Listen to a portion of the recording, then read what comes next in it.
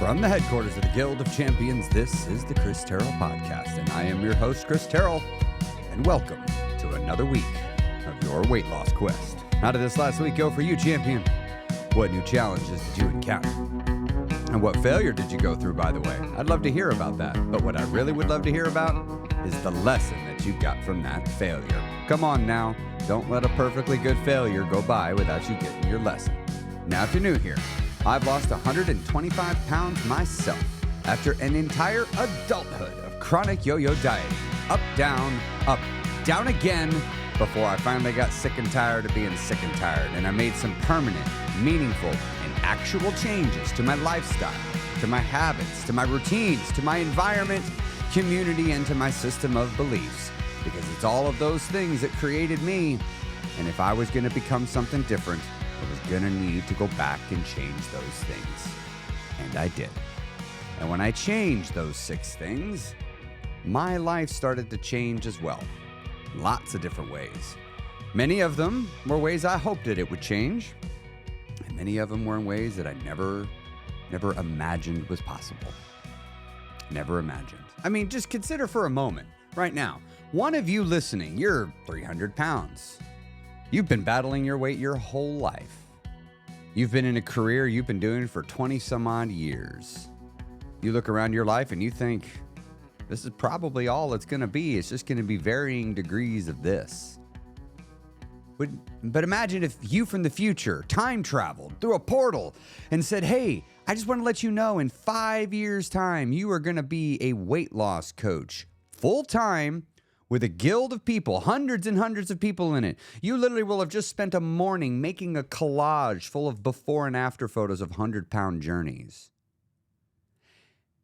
And you're the one that taught them all how to do it. And of course, if that were to happen to you, you might be like, that sounds nuts. That's crazy. There's no way that would happen. That is my life. I never imagined I'd be doing what I'm doing, and yet here I am. And if I look back over my life, I'll see that a lot of my life didn't go according to some plan. A lot of the things that I love the most about my life were unexpected. I didn't know they were coming. I've realized that needing to know the future is just my anxiety talking, I guess you could say. I don't actually want to know what's coming. Somebody once asked me years ago, because I was talking about how much I love my life, and they asked me right away, they said, if you could go back in time, what would you say to yourself to help yourself get here? And I sat there and I thought about it for a second, and I was like, I don't think I'd say anything. The person's like, really? I was like, yeah, actually, I don't think I'd say a thing, because I think if I said anything, I think I'd try to help. And I actually believe that my actively helping would just probably make it worse, make it where I wouldn't get what I wanted. Because the reality is I have so much of what I want, but I didn't work so hard for it. I mean, I worked hard. I put a lot of work in it. Don't get me wrong, but how to say this? I wasn't miserable.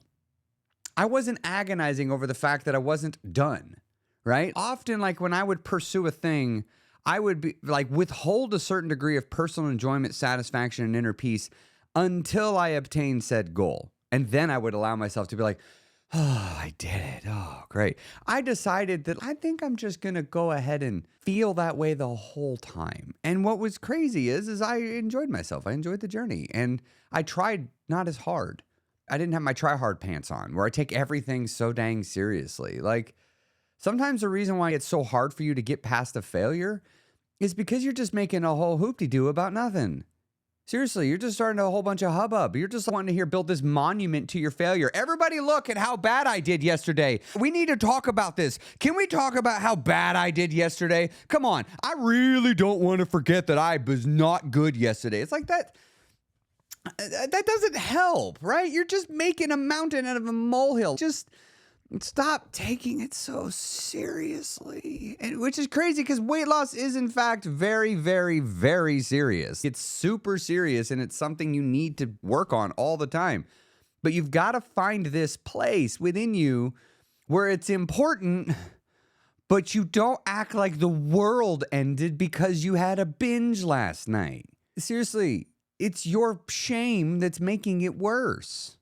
Just ditch the shame. And of course, the moment you're going to go, I can't do that. If I ditch the shame, I might not come back again. If you're thinking that way, that lets me know that you still have the amateur mindset when it comes to weight loss. Several weeks ago, I published an episode where I talked about going pro. Now, a little about that. I was sick. I mean, sick. I wasn't even going to do a podcast. It came out a couple days late. I actually recorded 2 podcasts and I couldn't get through them. Like I did them and then I fell off. Like Friday I tried, Saturday I tried. I still have them. I look pitiful in them. But Sunday I was feeling better. I'm like, there's the resistance here. I have to get this episode out. I don't know why, but I feel like I must.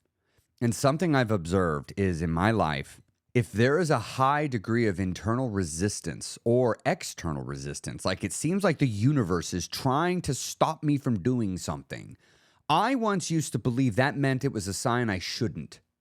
I now realize it's a sign that I have to. There was so much resistance. Finally, I had to just sit down. I was so tired. My brain wasn't completely clear. And I was like, just stop censoring yourself, man. Just sit down, hit record, and just speak the truth. Just talk about it. And so I did. And here's the crazy thing. As I did it, I felt, oh no, you can't say these things. You can't say these things. You're because in my head, I'm like, you're going to make the amateurs feel bad and you're going to make them feel demoralized and they're going to want to quit. And I was like, but that normal rhetoric would normally just be firing off in my head all the time. But this time I was so tired, like when it would fire off, I'd be like, I don't care. I don't have to publish it. Just say what you want to say. That's what I would just tell myself. Because I didn't have the energy to fuss with the voice. So I'd just be like, just go away. When I'd be talking and I'd say something and I'd hear the voice in my head say, oh, don't say it that way. Don't be that blunt. And then, of course, I would be like, just go away. I don't have time to deal with you. I got a podcast to make, right? And I'd get it and I'd put it out. And I called my wife and said, I am scared to post this episode. I'm scared to post this. It feels too blunt. It's the truth. I stand by every single word I said. It is the truth. I've lived it. I have had conversation after conversation after conversation after conversation after conversation with people one-on-one. You know, those conversations where people will say the things that you won't say with other people around. Yeah, we will talk about weight loss in a way that I am scared as shit to talk about on a public forum. There are truths about weight loss that I will not say because I'm worried about your reactions. I'm so worried that you will react poorly, so I withhold the truth. And I was so scared of that I almost couldn't publish it.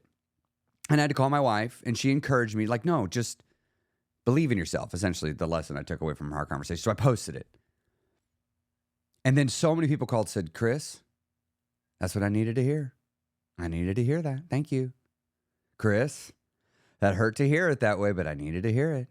Chris, I know you weren't talking to me, but it felt like you were talking to me, and I needed to hear that. I'm shaking it loose. Chris, I'm turning pro. I'm going this is breaking my brain because here I am thinking I'm like doing something bad by posting this. And then I get all this positive feedback on it. And it's like, I think I need to pause and try to understand what happened here. And so I talked to several people that had listened to the podcast on the phone I've just made connections to different people over the years. And I just like, hey, what did you think? A lot of people that I go to for advice, at least by the way, any of you, if you're one of the people that I go to for advice, I want you to know, I don't want you to make me feel good. I want you to tell me the truth. Those of you that listen to the podcast that I talk to for advice, like you can tell me the truth. I want to hear it. I don't want you to be worried about my reaction so you'll stop from telling me the truth. Just like I sometimes feel that way with you, right? I think sometimes we avoid telling people the truth too much because we're too worried about reactions. And I think sometimes we rob ourselves of personal growth and development, having what we want, because we can't control ourselves when somebody tells us something we don't want to hear. Our ego takes over and we lash out. And sometimes I think it stops people from telling us the truth. Maybe that's just me. But I wanted to dive in this week into one of my absolute favorite personal development books. It's a little gem of a book by an author named Stephen Pressfield. Here's what Esquire magazine said about it. A vital gem, a kick in the ass. Let me read the back here. I'm not telling you the title yet on purpose. In this powerful and straight from the hip examination of the internal obstacles to success, Best-selling author Stephen Pressfield shows readers how to identify, defeat, and unlock the inner barriers to creativity. This book is an inspirational, funny, well-aimed kick in the pants, guaranteed to galvanize every would-be artist, visionary, or entrepreneur. Now, you might read this and be like, I don't know that this applies to my weight loss journey. But it does. But it does. Make no mistake about it. The body and life of your dreams waiting for you at the other end of your quest. This is an act of creation. You are creating the life you want to live. You're creating it. It doesn't exist until you create it. It doesn't exist somewhere out there. It only exists in your mind. And it won't exist in the real world until you get it out of your mind and make it exist in the real world so you can live in it. Living is creating. And some of you have been creating a drab, bleak, repetitive life. You've been doing the same thing year in, year out, year in, year out. Look back over your life. When was the last time you did something for the first time? When was the last time you shook things up? When was the last time you made a decision that said, this is about to alter how I live my life in a tangible way? When's the last time you did that? That's what this is going to take. Anyway, so the name of the book is The War of Art. The War of Art. You might have heard of the book, The Art of War. Brilliant book, but not the same thing. This is The War of Art. And it talks about resistance. Remember that feeling I was talking about earlier that I felt? Resistance. This resistance is a real power. The resistance has the power to stop any dream from coming into form. Your weight loss journey, if you don't complete it, it's going to be because of resistance. That's going to be what made it happen. Resistance. Now, you won't know it's resistance. Resistance is sneaky. In this book, there's a section that talks about turning pro. Now, the reason why I want to dive into this book is so it just seems like life is leading me here. So we're going here. I did a podcast where I felt a tremendous amount of resistance. And as I noticed the resistance, I thought to this book and I remembered turning pro. And I was applying that to myself. I was like, a pro figures this out. And I thought, wait a minute, that's what I'm talking about with this podcast. You need to turn pro. Not be an amateur, you need to turn pro. I felt the resistance and used the techniques from this book to get the episode done. And then I took the techniques from this book and integrated them into that episode, but I didn't tell you I did that. And this week, I want to dive into the book that both helped me get through that episode, but also is a core tenet behind the concepts in that episode. In here, there is a section, it's called Book 2, Combating Resistance, Turning Pro. Turning Pro. Let me, you know what? I wasn't going to read this section, but let me read this section to you, okay? It's professionals and amateurs. Aspiring artists defeated by resistance share one trait. They all think like amateurs. They have not yet turned pro. The moment an artist turns pro is as epochal, I think that's the word, as the birth of his first child. With one stroke, everything changes. I can state absolutely that the term of my life can be divided into two parts, before turning pro and after. To be clear, when I say professional, I don't mean doctors and lawyers, those of the professions. I mean the professional as an ideal, the professional in contrast to the amateur. Consider the differences. The amateur plays for fun. The professional plays for keeps. To the amateur, the game is his avocation. To the pro, it's his vocation.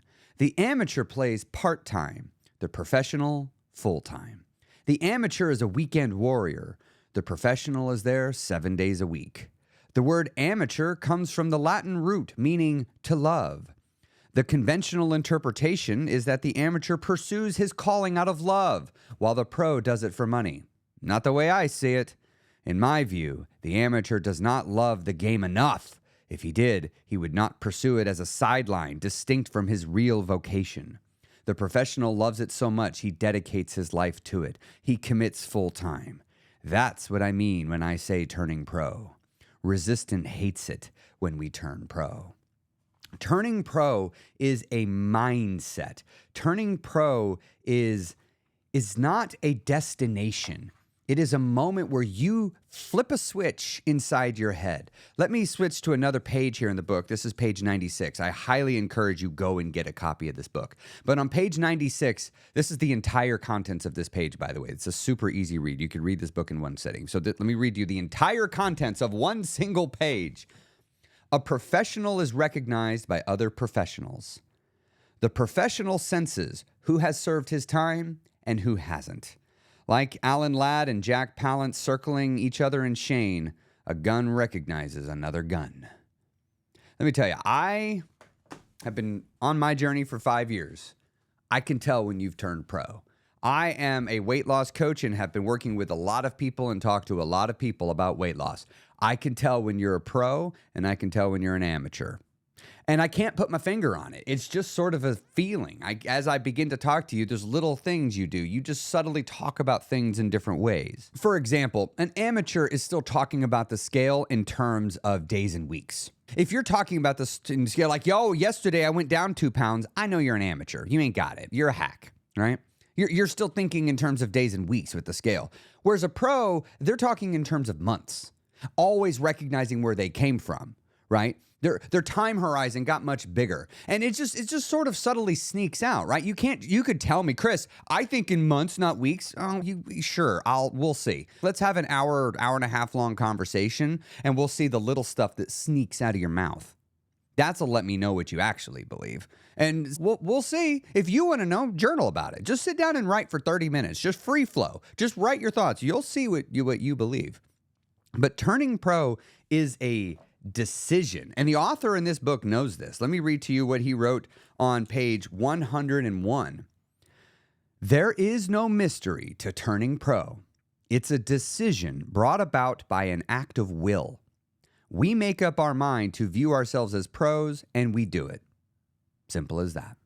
And that's what I look for a person on their weight loss journey. Have you just made the committed decision to yourself that you're going to be successful? Again, all I got to do is talk to you for an hour and a half, and it'll be abundantly clear if you've made the committed decision or not. Now, understand, you're going to have to make that committed decision many, many times. That's why I talk about in the Gill with a framework where I take people through something called Success Mountain. One of the aspects of Success Mountain is the recommit point. I know you're going to have to recommit, but when I say recommit, I'm talking not some mamby-pamby wussy commitment like if the stars line up and it's kind of easy, I'm going to go do it then. No, that's how amateurs talk. Professionals go, now I'm going to do it. I'm doing it now. Is it a convenient time? What does that have to do with anything?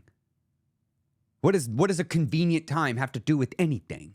Amateurs wait for it to be convenient. Professionals just make it work because they're not going to wait around for life to let them have their dream. No, no, no. Being a pro with weight loss is a state of mind.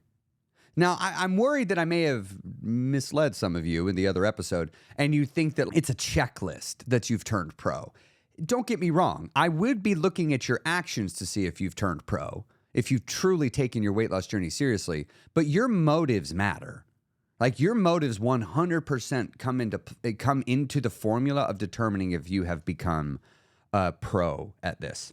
What I want to do is I want to go through the War of Art, a few more sections of this, speaking specifically about the Turning Pro section. This is not endorsed. This isn't sponsored or anything. I really want to encourage you to go pick up a copy of the War of Art. And I'm not going to give you an affiliate link or anything. I believe in the book enough. I think you should go buy it. It's a simple, easy weekend read. It's easy to digest in small chunks. It's a great reread. I have just been thumbing through this book now for a couple of years, and I absolutely love it. I truly wish I had discovered it on my journey because I felt at a certain point like my journey was work. I've had people tell me, Chris, my weight loss is feeling like a part-time job. It's because it is. And your life is a part-time job. I mean, like, is that a problem, though? Like, I don't know. I'm not seeing the problem with that. But some people talk about it like it's a problem. And I suppose maybe the reason why they say that is because it's a part-time job, it takes time and it takes a lot of work to get things done. And because it takes a lot of work, you start to see this is like a project. And I loved the project, but projects still have work. They still have resistance. It still takes effort. And your mindset will wane. I mean, while I loved it, there were certainly days and weeks where I struggled. And having a book like this to come back to, be like, no, let me get my mind right. Because just because you've turned pro doesn't mean you can't backslide into being an amateur. Yeah, you totally can. You can totally retire from being pro and then go and turn pro again. That is a thing. All right. Before we jump into the book, though, I want to invite you to come join my free Facebook group. You can find a link to that by going to christerrellcoaching.com, and there's a link to it in the show notes. Also, if you are a Spotify listener, if you look down in your show notes section, you can pull out your phone, do it right now if you're able to, you can leave a comment. If you don't mind, could you let me know what you think of this episode so far? If you're a Spotify listener, just go ahead and leave a comment there. I'll read it and I'll publish it. If you see it's published, that means I've read it. And I read all of them, and I really love getting them. And if you're an Apple podcast listener, I would love to get a 5-star review, but I want to earn that review first. So do me a favor, give me several listens if you're new here, and let me get a chance to earn that 5-star review from you. But I would love it if you would give a rating and a written review. That truly does help get the podcast in front of more people. All right. So with that out of the way, let's jump into this. So I'm going to be going to this first section on page 81. On page 81. A professional plays it as it lays. Now, I'm going to read this, and then I'm going to talk about how this would apply to weight loss. My friend, the Hawk, and I were playing the first hole at Pressfield in Scotland. The wind was howling out of the left. I started an 8-iron 30 yards to windward, but the gale caught it. I watched in dismay as the ball sailed hard right, hit the green going sideways, and bounced off into the cabbage. Son of a bitch! I turned to our caddy. Did you see the wind take that shot?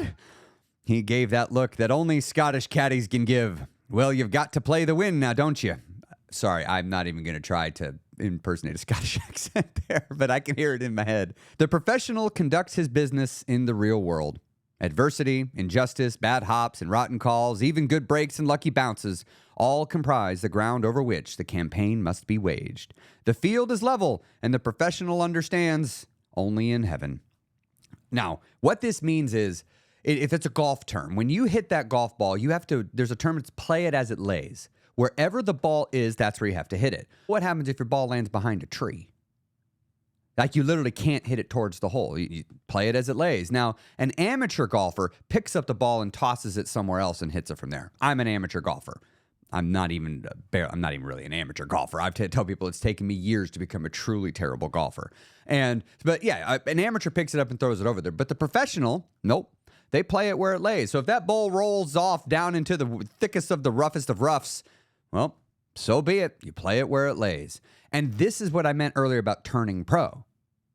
A pro understands that, yeah, just because there's ideal conditions now, that doesn't mean there's going to be ideal conditions 2 weeks from now.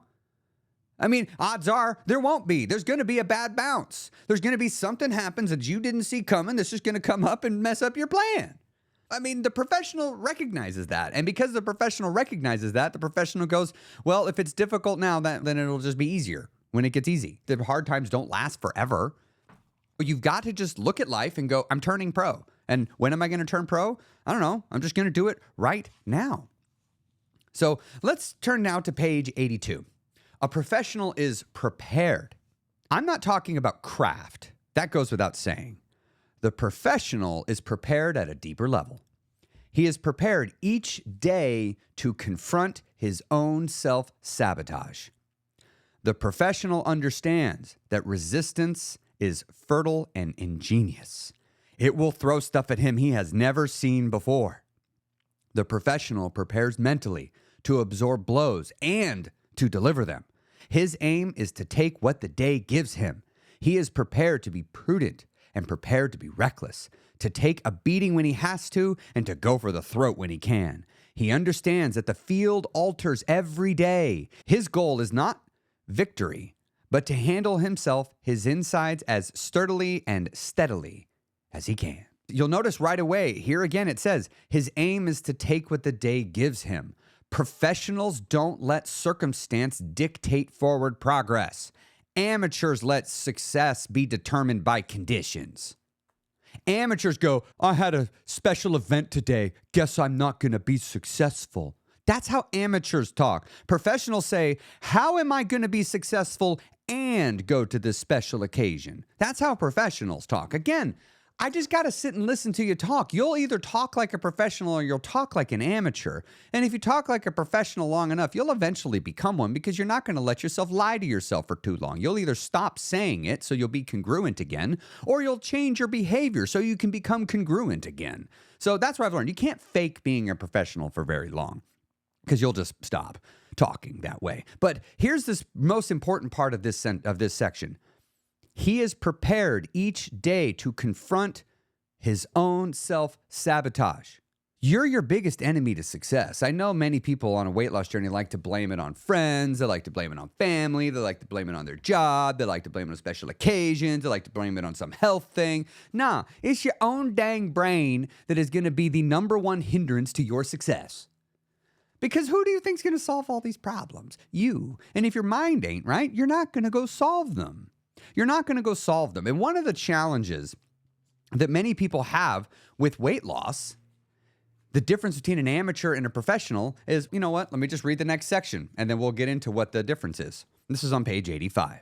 Tiger Woods is the greatest golfer in the world, yet he has a teacher. He works with Butch Harmon, and Tiger doesn't endure this instruction nor suffer through it. He revels in it.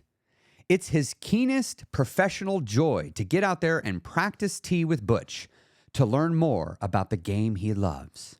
Tiger Woods is the consummate professional. It would never occur to him, as it would to an amateur, that he knows everything or can figure everything out on his own. On the contrary, he seeks out the most knowledgeable teacher and listens with both ears. The student of the game knows that the level of revelation that can unfold in golf, as in any art, are inexhaustible. This section right here is a big thing that lets me know if you're an amateur or if you've turned pro. If you are saying you're going to do it all yourself and you don't think you need to go learn anything, you're an amateur and a hack. All right? Because you see, the professional knows I can't do it all myself. Listen to this right here. I love how he worded this here. Let's see. Here we go. It would never occur to the professional that the professional knows everything or can figure everything out on his or her own. So consider that. If you think you know everything, or if you think you can figure everything out on your own, that's a sign you're an amateur. And if you refuse to get help when you clearly need help, you're an amateur. You're not a professional. I'm an entrepreneur. I love being an entrepreneur. One of the things that helps me tell if a person's got it or not, and I'm learning because all my entrepreneurs ahead of me taught me this, is who's your teachers? Do you have teachers and mentors? I've had teachers and mentors my whole life. I have them now. I have had them the entire time I've been working for myself, outside of if I'm in between and I'm left one mentor and I'm searching for my next. I've discovered the key to getting through life is getting help, getting advisors. It's really, really important to do that.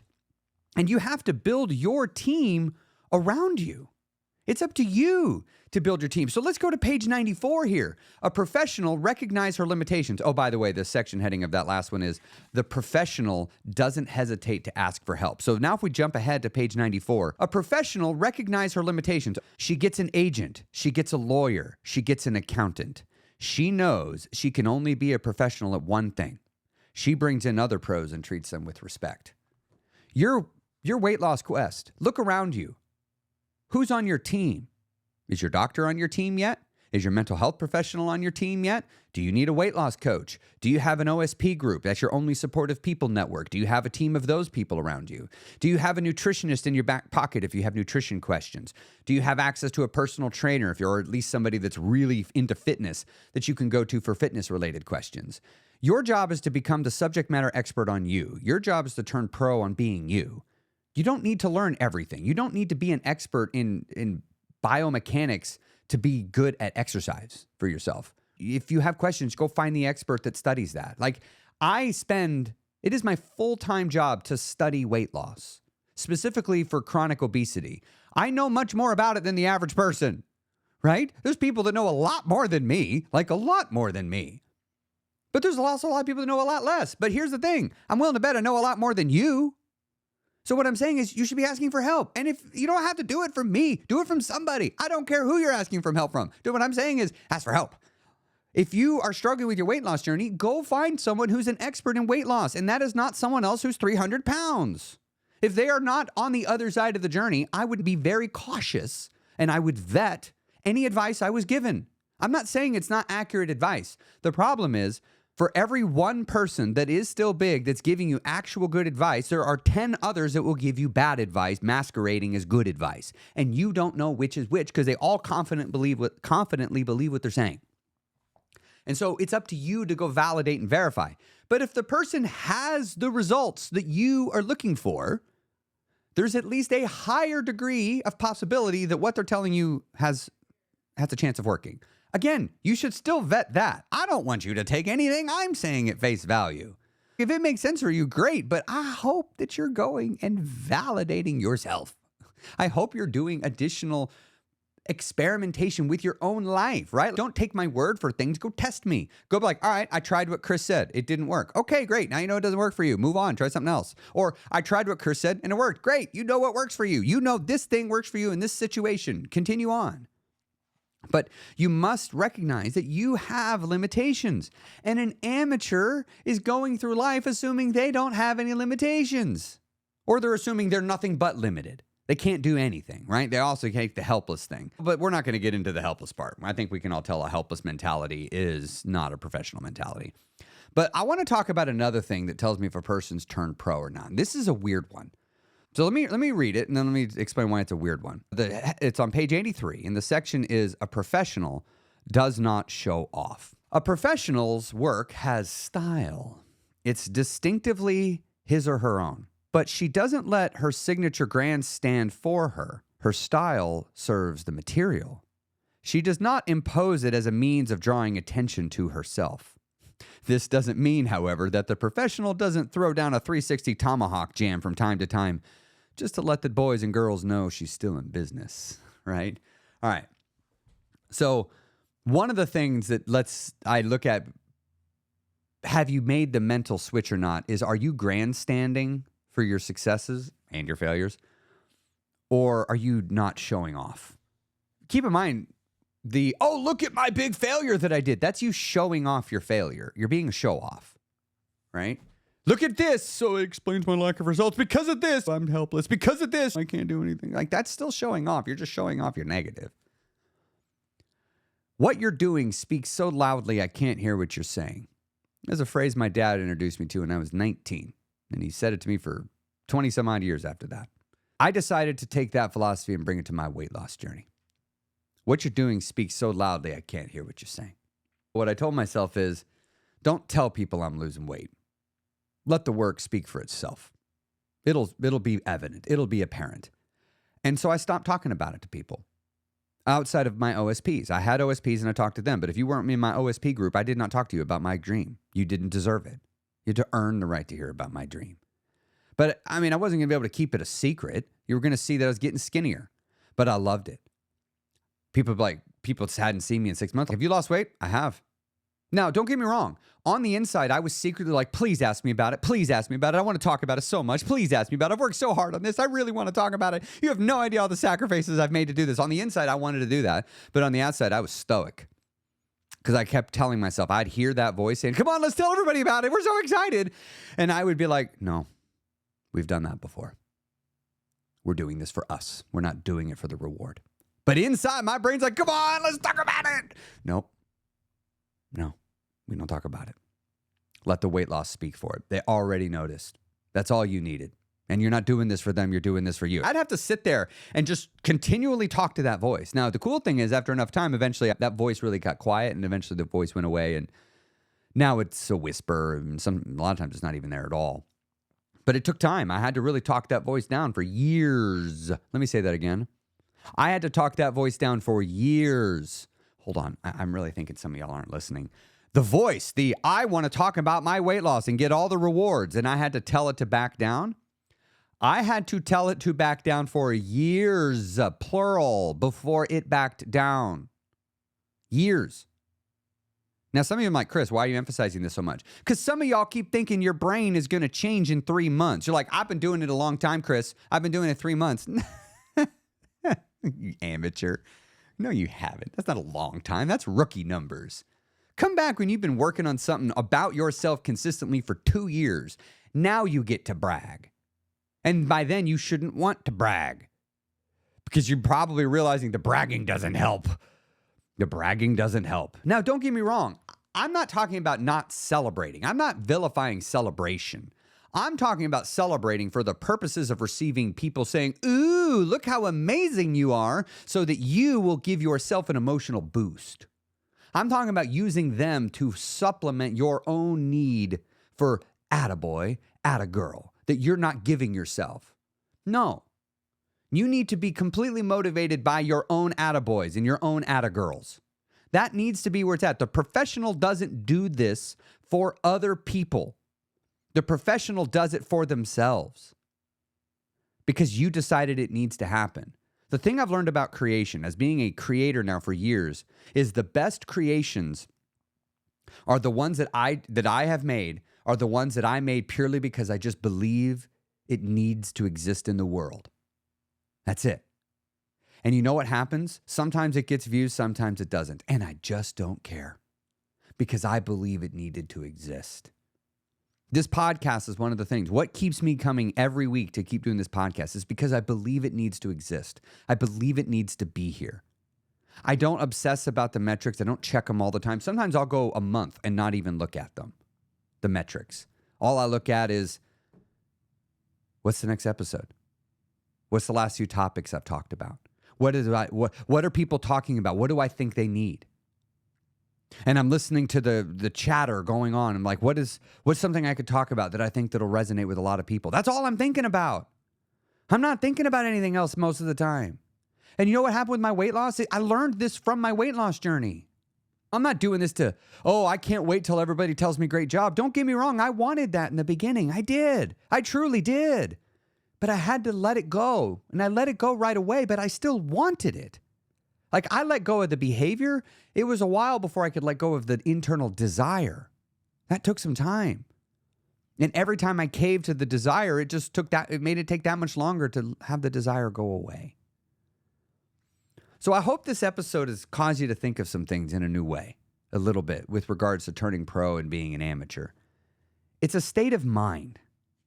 It's not a destination that you get to. It's not a checklist that you have to complete and then you can be like, okay, now I'm pro. It's just something you recognize when you're there. And I'm going to read just a couple more sections here from the book and we're going to wrap up here. I'm going to read about where the book talks about resistance, because resistance is what's going to stop you from turning pro. It's the resistance is what's going to stop you from making the changes in your life you need to make. So we're going to go way back in the book to page 9. Resistance is insidious. Resistance will tell you anything to keep you from doing your work. It will perjure, fabricate, falsify, seduce, bully, cajole. Resistance will assume any form if that's what it takes to deceive you. It will reason with you like a lawyer or jam a 9mm in your face like a stick-up man. Resistance has no conscience. It will pledge anything to get a deal, then double-cross you as soon as your back is turned. If you take resistance at its word, you deserve everything you get. Resistance is always lying and always full of shit. Let me tell you, this resistance is going to show up in your life when you're going for the body and life of your dreams. And you've probably felt it. Some of you may be feeling it right now. You need to know where this is coming from. Where is the resistance? Because I need you to turn and face it so you can make it go away. Let's go back a page to page 8. Resistance seems to come from outside ourselves. We locate it in spouses, jobs, bosses, kids, peripheral opponents, as Pat Riley used to say when he coached the Los Angeles Lakers. So consider that. You will often say, the reason why I can't be successful is because of my spouse. The reason I can't be successful is because my kids are my eating buddies. The reason why I can't be successful is because my work makes me take all these special occasions. The reason why I can't be successful is because of this thing outside of me. That's what resistance is saying. That's resistance talking. So let me finish this section. Resistance is not a peripheral outside of you opponent. Resistance arises from within. It is self-generated and self-perpetuated. Resistance is the enemy within. Resistance is the enemy within. One more section right here. Henry Fonda was throwing up before each stage performance, even when he was 75. In other words, fear doesn't go away. The warrior and the artist live by the same code of necessity, which dictates that the battle must be fought anew every day. Your weight loss journey is going to be riddled with fear. It's not going to go away. There's never is going to be a time where there's no fear. That's not in the cards. And you're not the exception to that. It will always be there. What has to change is how you respond to fear, how you handle it. And I love the line here where it says, live by the same code of necessity, which dictates that the battle must be fought anew every day. Your weight loss journey needs to just be necessary in your mind. Getting to the body and life of your dreams must be a necessity. It just must be what it is. What are you doing? I'm going for the body of my dreams. Why? Because I have to. Why? Because I decided I have to. If you make a committed decision, sometimes that's all you need. Sometimes that's all that is needed. Why are you doing this? Because I said I was going to. Anything else? Sure, I got a lot of other reasons, but I'm doing it because I said I was going to. Everything else is just to help me do it because I said I was going to. It's so important. This fear is not going to go away. And because it's not going to go away, that means resistance is not going to go away because that is what resistance is using. Resistance wants to stop you from turning pro. Resistance wants to stop you from turning pro. It wants, under no circumstances, for you to look at yourself in the mirror and say, I am about to take this seriously. I am about to take this seriously. Because resistance knows the moment you start edging yourself towards taking this seriously, that means you are becoming closer to turning pro. And when you turn pro, resistance has less of an effect on you. It will still be there and will still have an effect on you, but it knows that you have just leveled up your character. When you've turned pro, you now have begun to unlock the trait of courage, and you're letting courage begin to come into your life and dictate the choices that you make instead of being completely ruled by fear. All right, we're going to wrap up here.